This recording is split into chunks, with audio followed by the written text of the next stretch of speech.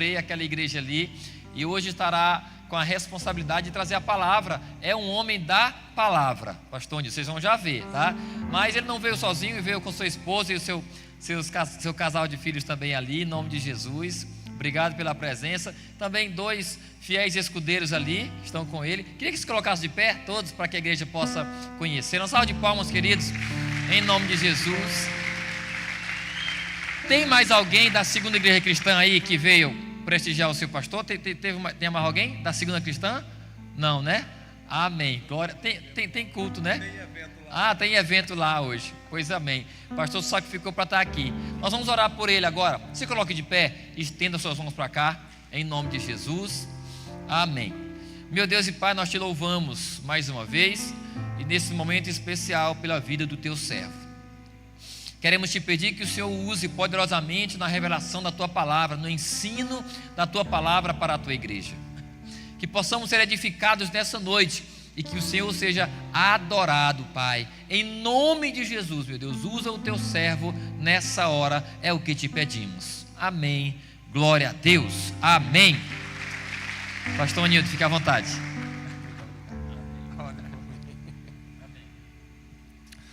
Amados irmãos, que a paz de Jesus esteja com todos vocês. É um prazer enorme estar aqui pela segunda vez. Como o pastor bem disse, estou acompanhado da minha família, da minha esposa e meus 2 filhos, e de 2 irmãos, entre eles o irmão Santana, que é um ancião da igreja que sempre anda comigo, e eu tinha que trazê-lo hoje comigo. A igreja esteve aqui no sábado, hoje eu não pude forçar, porque também lá tem programação de homens e de mulheres, mas a satisfação é enorme de poder estar aqui. Essa semana está bem cheia, mas quando o pastor Cláudio Van me fez o convite, eu não podia dizer não. Então deixei o povo lá e vim para poder estar com vocês nesse momento, até porque também é um momento de muita aprendizagem. Aqui encontro alguns irmãos e amigos. Fico muito feliz de já rever alguns irmãos aqui, algumas pessoas que já nos serviram lá na igreja em algum momento, como o irmão Rogério Leão aqui, que já nos abençoou em momentos assim de necessidade, às vezes nessa área mesmo, digital e tudo mais, já esteve nos abençoando. Pastor Reniel, que sempre a gente está bem perto, e muitos outros aqui que eu não vou lembrar o nome, mas eu fico muito feliz de ver vocês. E feliz também de ver algumas pessoas que estão aqui chegando, que estão se entregando a Jesus Cristo. Fico muito feliz por isso. Que você possa continuar a sua caminhada. E se você ainda não começou a caminhada, não saia daqui sem tomar uma decisão, aceitando Jesus como Senhor e Salvador da sua vida. Pois bem, esses dias eu fiquei pensando sobre o que eu falaria, já que é uma semana de consagração, sobre o que eu iria falar. E não me veio em mente outra coisa senão abordar algum dos salmos. Então aproveite aí e abra a sua Bíblia no Salmo de número 51. Enquanto você vai encontrando, quero só falar para vocês o que são os salmos. Os salmos é uma playlist de Deus para o seu povo. Eles estão cheios de melodias louvando o nosso Senhor, lamentando a perda e lutando com dúvida. Os salmos é isso. Eu não poderia trazer um outro livro nesta noite senão trazer um salmo. Mas também os salmos são livros cheios de emoção. Quem de vocês em determinado momento não abriu a Bíblia? O irmão pode me acompanhar na projeção, se deu certo. Quem não abriu a sua Bíblia e de repente as lágrimas começaram a derramar diante de um salmo. Mas também os salmos são livros de instruções cheios de sabedoria. Há muita sabedoria, por todos os lados há sabedoria nos salmos. Além do mais, os salmos são hinários de Deus, cheios de adoração e de louvor. Se você pela manhã quer adorar o Senhor, agora sim, pode seguir mais um pouquinho. Se você pela manhã quer adorar o Senhor, é só você abrir um salmo daquele, botar um fundo musical e que você encontra ali aptidão para adorar o Senhor. Além do mais, e o mais importante ainda, os salmos revelam Deus. Em todos aqueles salmos você vai ver o Todo-Poderoso se manifestando. Agora, é poesia. Poesia que revela como conhecer a Deus. Eu sei que você que chegou aqui recentemente já ouviu do seu líder: olha, quando você estiver passando por um momento, leia Salmo tal. Mas o propósito maior é justamente esse, que por meio de uma linguagem poética, você conheça mais Deus. Mas é bom lembrar que poesia não é uma tese acadêmica, é o modo que melhor reproduz a vida. Então, quando nós vamos para o Salmo, não precisamos estar procurando uma tese acadêmica, uma coisa bem elaborada como as cartas de Paulo, mas um coração adorador, que coloca em poesia aquilo que melhor reproduz a vida. Agora, hoje eu quero trabalhar o Salmo 51 com vocês. E o Salmo 51 é uma canção de libertação.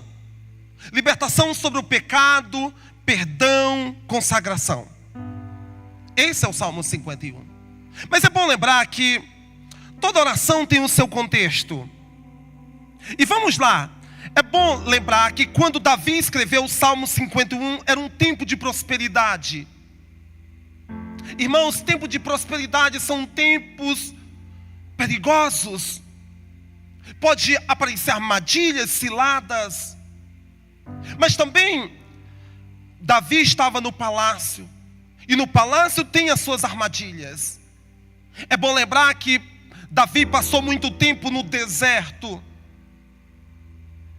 lutando contra inimigos poderosos, mas agora ele está no palácio. E o palácio também evidencia suas armadilhas. Agora, é bom lembrar que quando Davi está no palácio, ele se torna um homem sem causas, sem agenda, sem limites, sem princípios e sem aprovação de Deus. Aquele Davi, lá do deserto, com profunda intimidade com Deus. Aquele Davi que diz: acorda minha harpa, meu saltério, vamos despertar a aurora. Agora é um homem sem princípios, sem limites, sem uma agenda e sem aprovação de Deus. Agora olha só, Samuel capítulo 11, versículo de 1 a 5 diz o seguinte: na primavera, época em que os reis saíram para a guerra. Na época que os reis saíam para a guerra, Davi enviou para a batalha Joabe com seus oficiais e todo o exército de Israel. Mas Davi permaneceu em Jerusalém.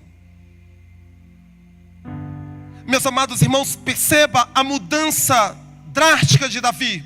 Um grande guerreiro que nunca deixou que o exército do Senhor fosse afrontado. Agora, ele permanece em Jerusalém. Uma tarde, Davi levantou-se da cama e foi passear pelo terraço do palácio. Mas o que é isso? Davi estava dormindo.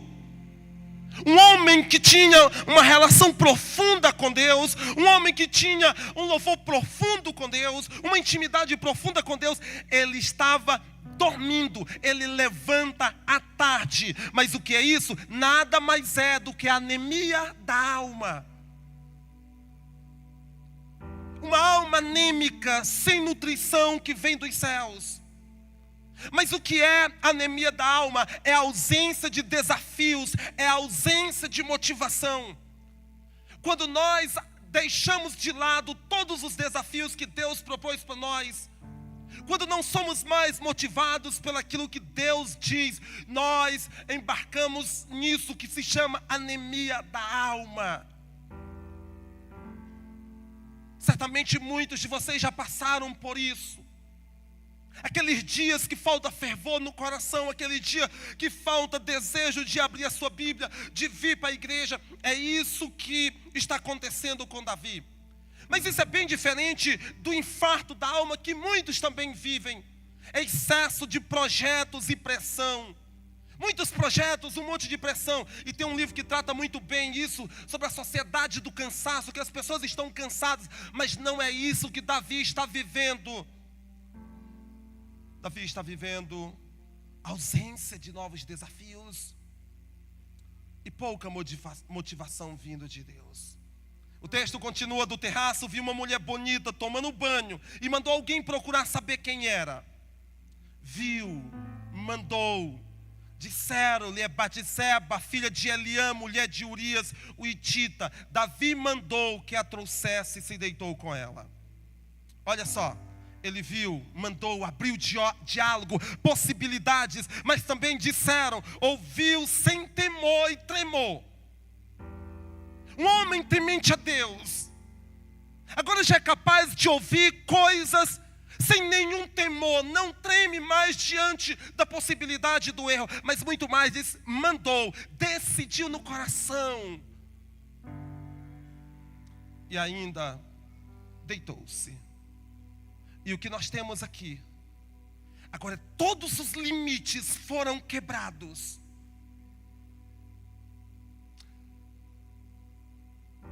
Seguindo, tem a visita do profeta, o profeta Natã.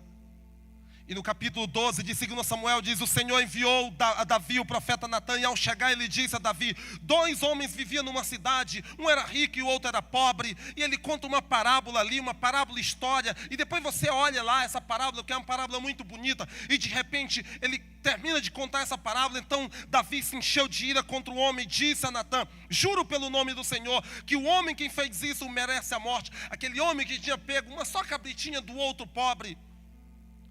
E Natã diz: você é esse homem, Davi. É você. Agora, olha só. O que esse homem fez. O homem que fez isso merece a morte. Quando Natã diz: é você. Então Davi disse a Natã: pequei contra o Senhor. Eu pequei. Aí está o Salmo 51. É nesse contexto que Davi escreve o Salmo 41, diante dessa consciência acusadora, algo terrível, que quando temos que lidar com essa consciência que está nos acusando. Agora, vamos lá para o Salmo 51 e vocês vão ver uma poesia que vai ajudar vocês nesse processo que vocês estão fazendo essa semana.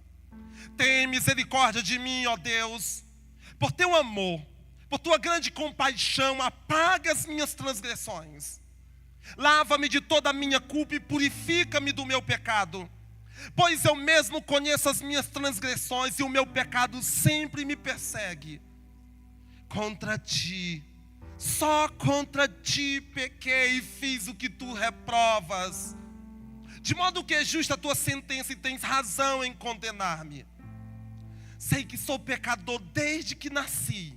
Sim, desde que concebeu a minha mãe. Sei que desejas a verdade no íntimo e no coração me ensinas a sabedoria. Purifica-me como hisopo e ficarei puro. Lava-me e mais branco do que a neve serei. Faze-me ouvir de novo júbilo e alegria. E os ossos que esmagastes exultarão. Esconde o rosto dos meus pecados e apaga todas as minhas iniquidades. Cria em mim, ó Deus, um coração puro e renova dentro de mim um espírito estável. Não me expulse da tua presença, nem tire de mim o teu santo espírito. Devolve-me a alegria da tua salvação e sustenta-me com um espírito pronto a obedecer. Então ensinarei os teus caminhos aos transgressores, para que os pecadores se voltem a ti. Agora veja, um desejo e 4 expressões. A primeira expressão é: tem misericórdia de mim. O desejo de Davi é o perdão divino, é a volta da intimidade com Deus. E a primeira expressão desse desejo é manifesta dessa forma: tem misericórdia de mim, ó Deus. Irmãos, se nós queremos nos consagrar, devemos ter esse mesmo desejo de Davi, clamar por misericórdia.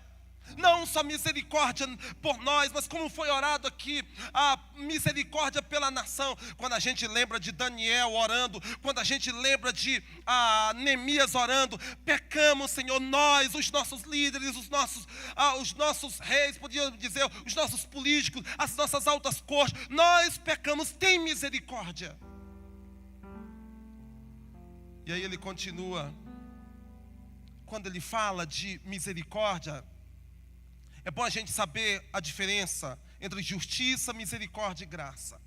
Justiça é quando Deus faz aquilo ou executa aquilo que nós merecemos.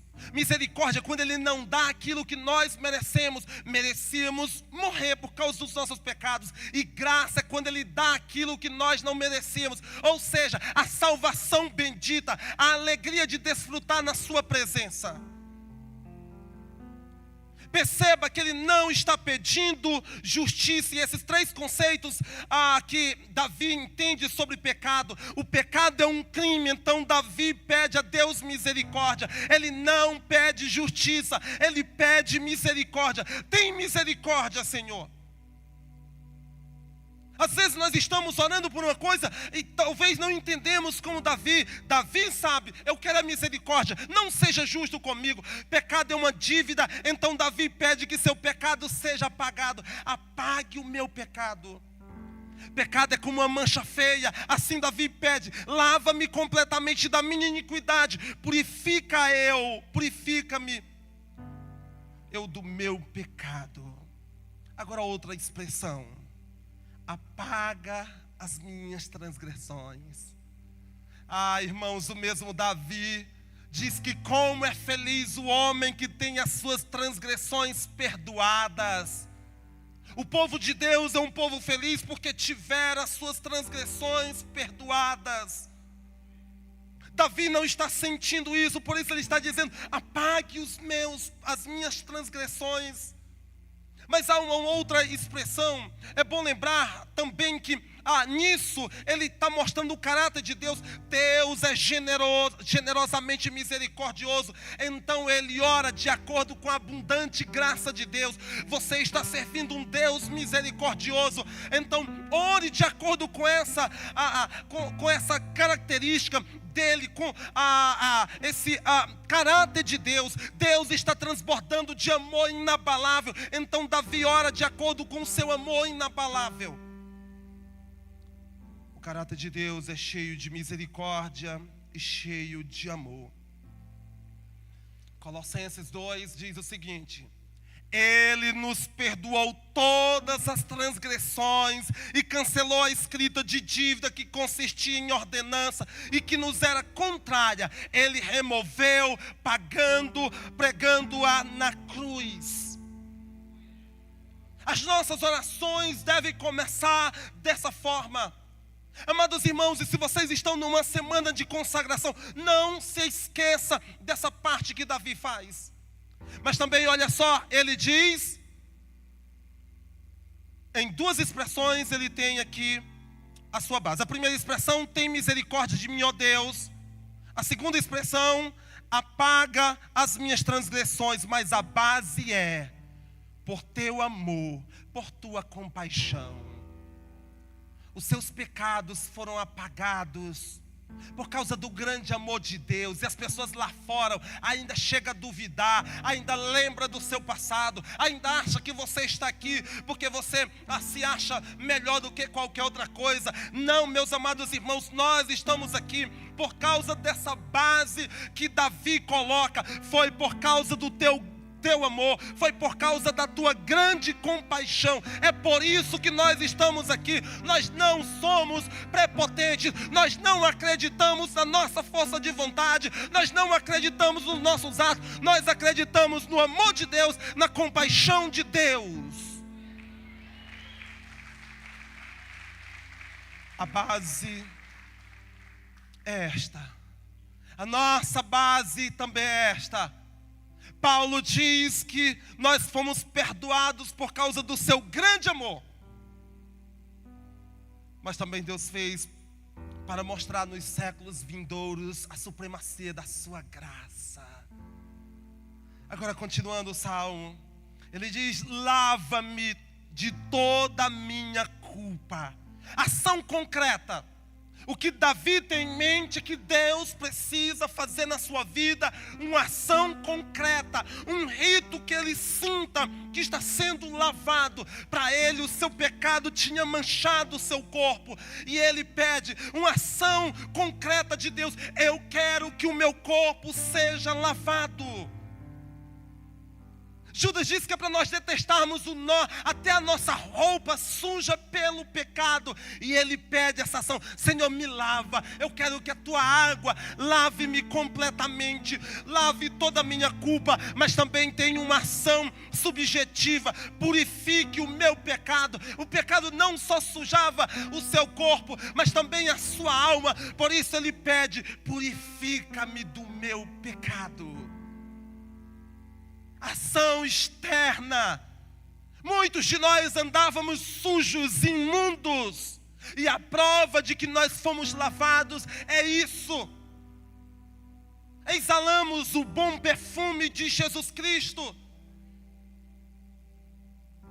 mas também o nosso coração, uma ação bem interna, nós sentimos ele purificado.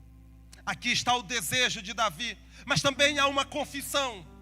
Queremos consagrar-nos, então devemos confessar: pois eu mesmo reconheço as minhas transgressões, o meu pecado sempre me persegue. Tem uma música, eu sou ruim de cantar, mas eu lembro de uma música do Thales: e toda vez que o pecado vem me chama. Paulo também diz que a coisa certa ele não consegue fazer, mas o que é errado, sim. Irmãos, os grandes homens e mulheres de Deus estavam muito atentos a isso, a confissão dos seus pecados. Confessar pecado é característica de discípulo de Jesus Cristo. Davi tinha pecado, mas olha a grandeza de Davi, não está nos seus atos. Davi não foi considerado um homem segundo o coração de Deus. Não foi porque ele derrotou um urso, não foi porque ele derrotou um leão, nem tampouco porque ele derrotou ali Golias, mas por causa de confissões como esta: eu reconheço as minhas transgressões e o meu pecado sempre me persegue. Qual é o pecado que está te perseguindo, que você tem que falar para Deus? O que é que tem te incomodado, te impedido de adorar um Senhor, te impedido de cuidar de alguém, te impedido de servir numa área? É isso que está acontecendo com Davi. Davi está sendo muito sincero: Senhor, esse pecado está me perseguindo.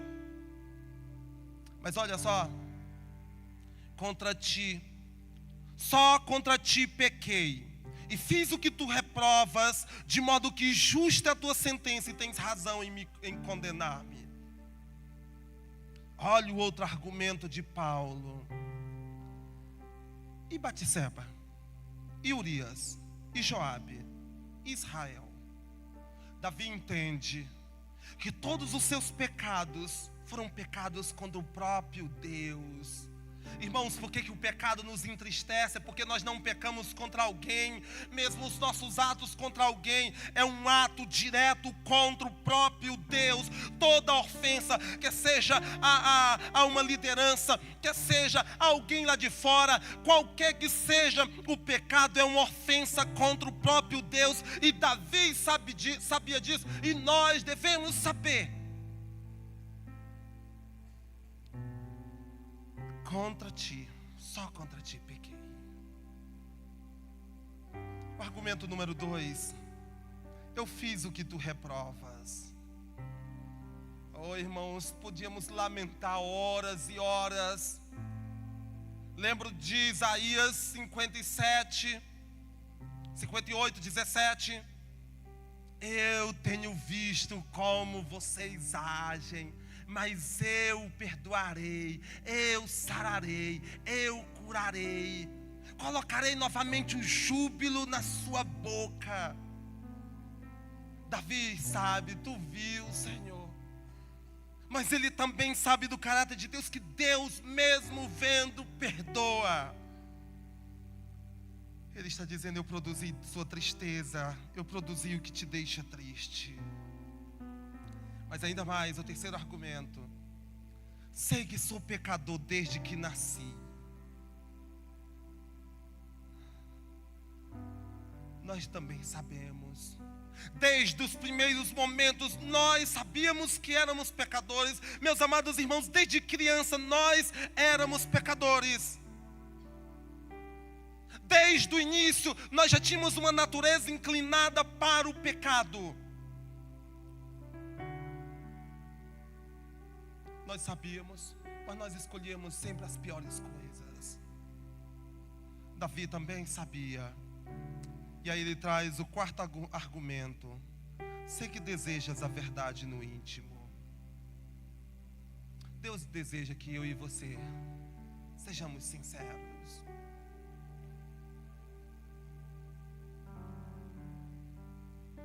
Nós temos pecado. Muitos aqui nasceram num lar cristão. As primeiras músicas que ouviram foram músicas cristãs, mas erraram. E um dia tiveram que dizer: Senhor, eu pequei.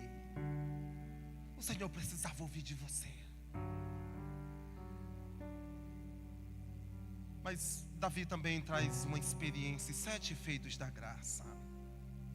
Purifica-me com hisopo e ficarei puro. Lava-me e mais branco do que a neve serei. Faz-me ouvir de novo o júbilo e a alegria. Apaga todas as minhas iniquidades. 4 efeitos da graça. Purificação. Deus está purificando pessoas dos seus pecados mais terríveis. Deus está lavando. Deus está fazendo com que essas pessoas novamente escute de novo o júbilo, a alegria. Ele estava lembrando das imensas procissões que ele tinha caminhado, dos louvores que estremecia ali no templo com a sua harpa, com a sua lira. E ele está dizendo: faz-me ouvir de novo o júbilo, a alegria. Apague as minhas transgressões. Mas além do mais, ele diz: cria em mim, ó Deus, um coração puro. Irmãos, isso é consagração. Isso é se consagrar inteiramente ao Senhor. Não me expulse da tua presença. Ele sabia que por erros parecidos o Senhor tinha expulsado Saul da sua presença. Por isso ele clama: não me expulses da tua presença. Nós não queremos sair da presença de Deus. Por isso ele diz: não me expulse por causa do meu pecado. E aí ele diz: sustenta-me com o espírito pronto a obedecer. Não é a nossa performance, não é as nossas características, por melhores que sejam. Não é a nossa força de vontade que nos sustenta, mas é o Espírito do próprio Deus que nos sustenta. Sustenta-me com o Espírito pronto a obedecer. E esse Espírito, quando age com o nosso Espírito, somos capazes de obedecer, sim. Agora, o momento principal, uma consagração. Então ensinarei os teus caminhos aos transgressores, para que pecadores se voltem para ti. Davi cumpriu ou não cumpriu com esse desejo? É só você olhar muitos outros salmos, mas eu vou citar só o Salmo 36 e 37. Davi diz: não sejam como mulas ou cavalos que precisam de freios. Davi passa a ser esse homem que teve uma experiência dolorosa com o pecado, mas depois do perdão, da graça de Deus, ele se consagra ao Senhor e se torna um homem segundo o coração de Deus, o maior rei de Israel. Ele se consagra: eu vou ensinar os teus caminhos a outros transgressores. Meus amados irmãos, se temos vindo aqui atrás do perdão bendito de Deus, isso tem que ter um objetivo nobre: é ensinar a outras pessoas.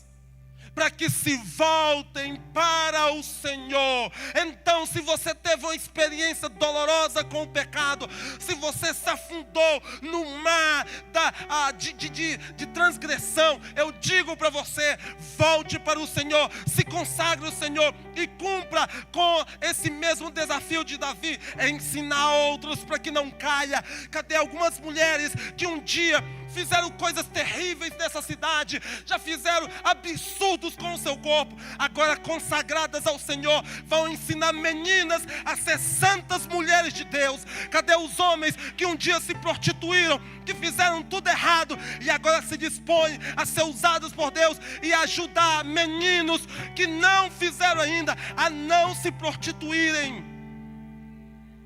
É isso que Davi está dizendo: me cure, meu Senhor, me lava, me purifique, e eu vou ensinar outros pecadores a se voltar a Ti. Nós não estamos nos consagrando para ser santarrões lá fora, humilhar os outros com conhecimento. Nós devemos nos consagrar para ajudar pecadores a se voltar a Jesus por meio de arrependimento, de perdão e graça. A nossa consagração tem um objetivo último, que é anunciar o Evangelho de Jesus. É isso que Davi faz. Mas olha só, aqui é o testemunho, a missão do crente: ensinar os caminhos do Senhor a transgressores. Daí nós temos uma consagração. E existem 3 novas áreas da consagração. Um novo serviço. Antes, batalhando nas trincheiras do inimigo. Muitos de vocês aqui um dia estiveram batalhando nas trincheiras do inimigo. Agora vocês têm um novo serviço. Não importa se é cantando ou mexendo em alguma parafernagem dessa. Não interessa se é no estacionamento. Mas o serviço é novo, porque o objetivo é novo. Uma nova adoração não é uma adoração cheia de hipocrisia, mas uma adoração verdadeira, como o próprio Jesus diz, em espírito e em verdade. Foi isso que Davi fez. Mas também um novo entendimento da missão. Meus queridos irmãos, por isso precisamos de consagração. Por isso precisamos nos dedicar, porque o ofício que nós temos é grande. A nossa missão é muito importante. Daí, olha as etapas para você se consagrar. Primeira etapa, confissão. Hoje é o dia da gente rasgar os nossos corações confessando pecados. A segunda etapa, limpeza externa, mas também interna. Não adianta a gente passar até mesmo pelo batismo, uma manifestação externa de limpeza, mas continuar com o coração ainda sem acreditar que Deus te perdoou. Ainda existe muita gente que não acredita, acha que o pecado dele é grande demais. Mas não existe um pecado que pode superar o grande amor de Deus, porque onde abundou o pecado, superabundou a graça. A terceira etapa foi o que eu falei para vocês: consagração. Daí, para refletir e praticar, olhe para o passado e celebre a graça de Deus. Olhe para o teu passado, não para você mais viver lá, mas para celebrar a graça de Deus. Veja o que Deus fez com você. Olhe para o seu presente e exercite o temor a Deus. Tema a Deus. E olhe para o futuro e busque a consagração. Você vai precisar para o dia de amanhã, você vai precisar para o ano que vem, para a missão seguinte e mais missão. Precisamos de consagração, então celebre, exercite, busque. E para encerrar, 3 desafios em sua vida pessoal, familiar ou profissional. Tem você se lembrado de que Deus tudo vê e tudo conhece? Você tem se lembrado disso? 2, diante da consciência de que que Deus tudo vê e tudo conhece, o que pretende fazer? Fugir, racionalizar ou confessar? Siga o caminho de Davi, confesse. E o terceiro e último desafio: lembre-se, através da morte de Jesus na cruz, podemos ter o perdão de nossos pecados, liberdade, livre, a renovação da nossa alegria e a capacitação para a missão. É através da cruz de Jesus, não é através de um sacrifício ou através de você olhar o seu passado. Ah, não, mas eu era isso. Ah, não, eu tocava era numa banda mundana. Ah, eu me prostituía. Ah, eu vivia bêbado. Eu vivia nas drogas. Olhe para o seu passado para celebrar Jesus, mas para o seu futuro você precisa viver debaixo da cruz de Cristo. É lá que você verá os seus pecados perdoados. É lá que você verá a renovação da sua alegria. A capacitação para a missão acontece debaixo da cruz de Jesus. Fica esses 3 desafios para vocês. Eu quero convidá-los a ficar em pé. Eu dou por satisfeito nesta noite, sabendo que outros também falarão do assunto, mas nesta noite, o meu desafio era trazer isso para nós. E nós vamos orar agora pedindo que o Senhor faça o que Ele fez na vida de Davi. Que a partir de tudo isso, mesmo depois de tudo isso, Davi se tornou o homem que foi. Um homem segundo o coração de Deus. Deus bendiga.